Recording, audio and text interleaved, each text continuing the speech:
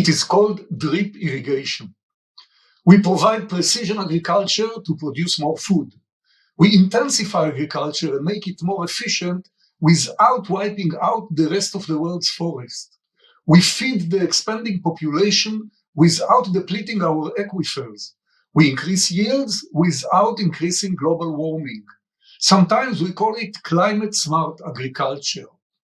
I want to focus on a specific solution: community irrigation.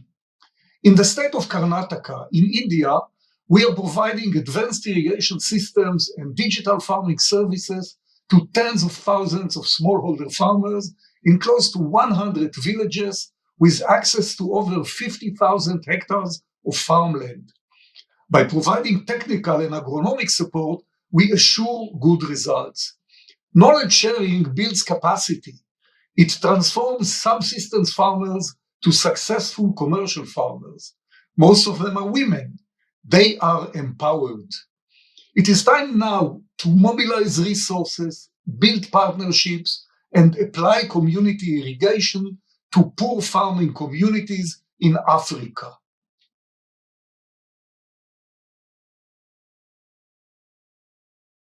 I see that one of the challenges in the aftermath and still in the ongoing pandemic is the rising inequalities in the society.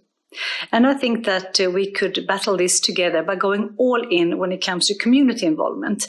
Like if you are in a corporation, to actually let your coworkers spend time and use their skills into help to support vulnerable and marginalized groups who need the help the most. And that we as corporations put aside some small investments in the different locations where we are present to actually get the movement on a broader scale. By that, I think we could get a big movement around the world coming from both corporations going together with some financial support and with the many people actually being able to support and help and contribute with the best that they have to bring to work themselves.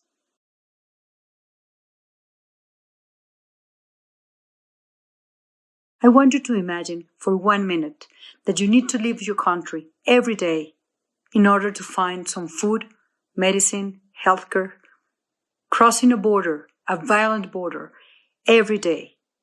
This is the reality of almost 350,000 children crossing the Venezuelan and Colombia border in order to survive. But we, in Comparte por una Vida Colombia, believe in this generation. For us, each life matters. That's why we created a Stay in School program. So we will create safe environments for these children, providing food and nutritional care, their right to education, physical and mental health care services. This is our solution that are working for over 600 children every day.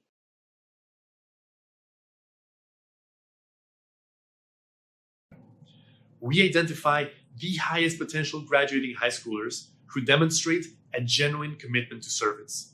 And through our need-blind admissions and need-based financial aid, we bring them together in our 18-month residential academy. Our program is inspired by the world's best evidence-based practices adapted to Latin America. At the same time, we're building a values-driven network that spans countries, industries, and socioeconomic levels to support and cultivate our young leaders. We believe that empowering the region's most promising youth to lead the change they dream of is the most scalable and sustainable way to transform the region. Join us on this journey.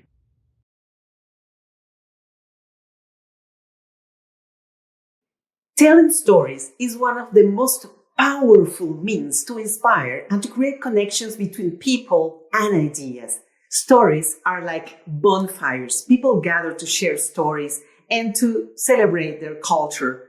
And nowadays, podcasting is a phenomenon that continues sparkling that fire. Being part of a podcasting learning experience can be very powerful. I'm talking about dream hunters, people at a learning stage, ready to understand and to appropriate the media with a surprising spirit and with the enlightenment of the self-discovering. So using this ignition can actually impact our world. It can illuminate these change makers. For example, learning about how to create a podcast about contemporary art as a platform and as an independent media. This can be transformative. This cycle, this process is art activism. So let's pass the torch to this next generation of storytellers, democratizing ideas and podcasting our world.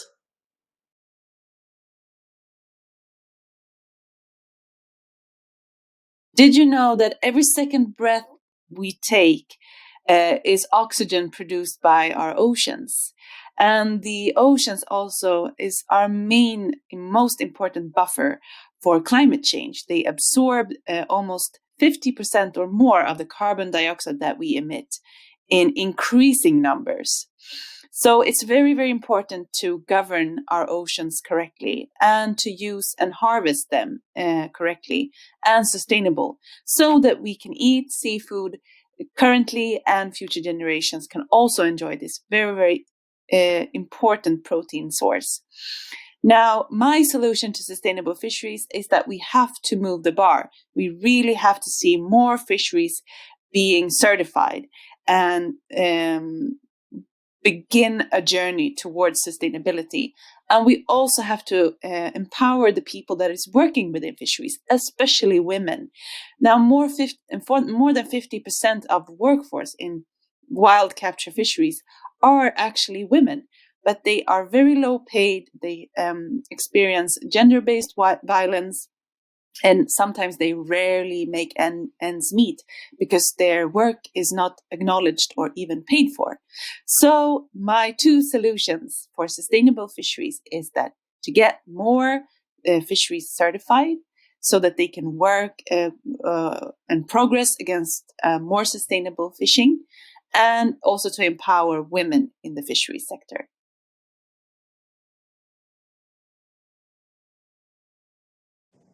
Hi, my name is Ina Buchbinder. The problem we have been addressing for the past 13 years is the conventional ways in which we educate.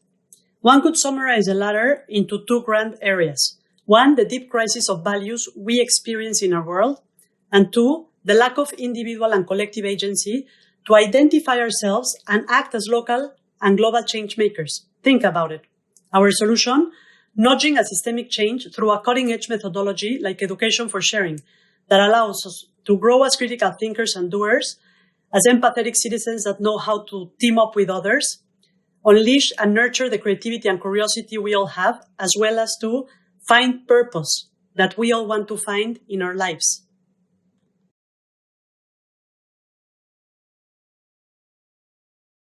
The pandemic of COVID-19 has revealed different structural problems that we had to deal with and struggle with as a global community even before the pandemic. Poverty, inequalities, violence, and an increasing climate crisis even got worse with the COVID-19 pandemic. This is why, in order to get a better world, we need to start together. We need to start working together. We need to start breaking this polarization that is dividing our communities, our nations, and the global community. We need to start sitting with each other and listening to each other, even though we can think in a different way. We need to start finding these common goals that we want to achieve together. And that is a way that we can achieve a better world. I invite you to be more inclusive, to listen more, and to move forward as a global community to get a better world.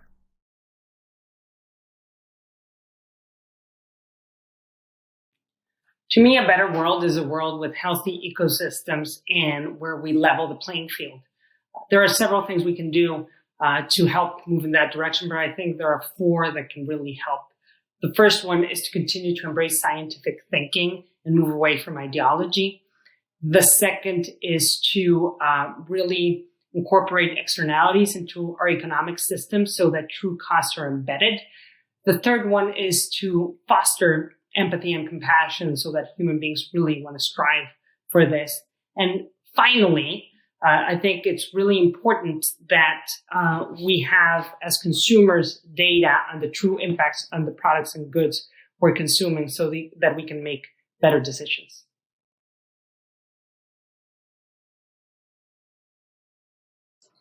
The world would be a better place if it spent less on militarization and more in education. Across the world right now, militarization is fueling conflicts and instability. Look at a country like Libya. It has spent billions of dollars on arms that have caused nearly a decade of chaos and have been found in the hands of violent groups as far away as Nigeria. Militarization also sees vast sums of money flow from the global south into the pockets of the global north. All 5 permanent members of the Security Council, the US, Russia, China, UK, and France, are major arms exporters, as are current and recent members like Germany, Belgium, and Sweden. Imagine if that money that has been spent on arms over the years had instead been invested in education.